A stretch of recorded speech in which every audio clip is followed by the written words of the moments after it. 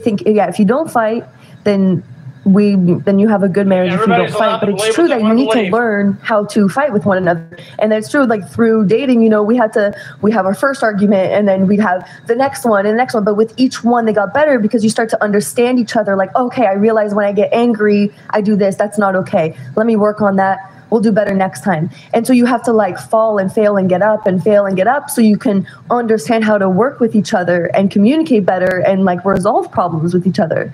So that is such a fair point, because it's a work in progress to learn how to be angry with one another and not, you know, blow up or build so much that then you're like, you know what, I'm over this, because you've built up so much that you never were able to talk about it. You know, exactly. Right. When I was first, I brought habits from past relationships.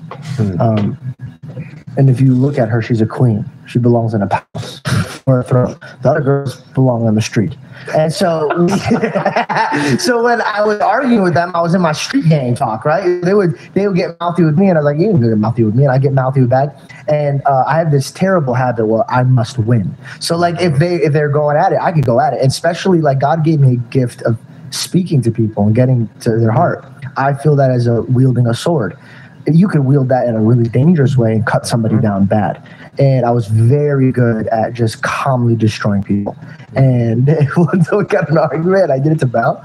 And Belle, in the very beginning of the relationship, this is our first real fight, and I just launched the first nuke. And I'm like, what's the next attack she's going to give? And she just sat there quietly and patiently, so meek, that I was like, oh no, I let off the nuke way too early, dude. Like, and because she was so calm and meek, it made me be like, oh, I'm a horrible human. I got to chill out. And like I had to calm myself and then redirect how I behave. But what I learned so quickly is that she didn't give me the ability to treat her what she's not.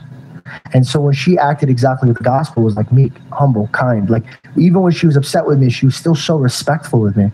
And it was so new to me, because when I grew up with my friends and my family, we're great, we're nice, we're loving. But if you cross us and you go onto that side, it's like, oh, it's on sight. And we rejoice in that. We're like, oh, thank God we have war. And we go. I'm an Assyrian. We built the Tower of Babel. We tried to kill God. We took everybody out, and we're like, you know who's next? God. And so like my DNA, my blood, like my ability to like argue or fight, it's a natural thing.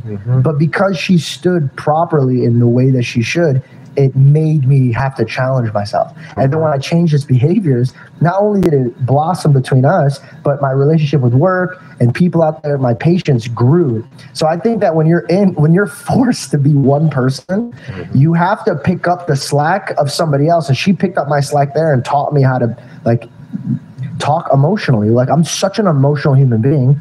That could work really good for me, but unfortunately that could be really, really bad for me. So I wanted to add that because don't do that. You're embarrassing.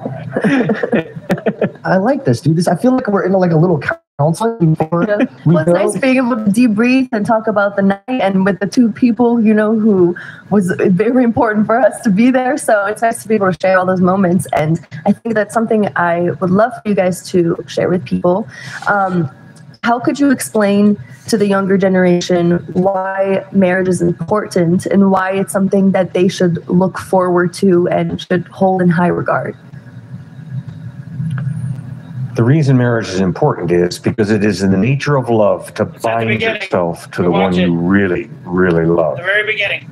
And that's what our culture doesn't understand. Gravy bowl. Our culture thinks really good. that you use a person as long as they are expedient, as long as they make you feel good about yourself, as long as they give you thrills, then you're together.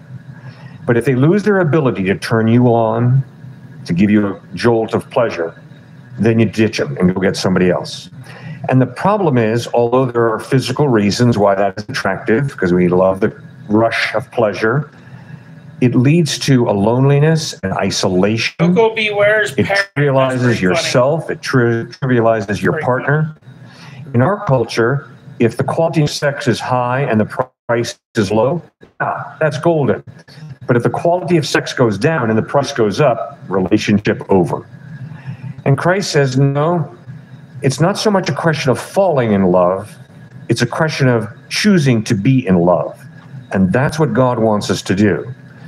God loved us so much that he sent his son Christ to bleed and die on a cross. And in the Garden of Gethsemane, Christ was not looking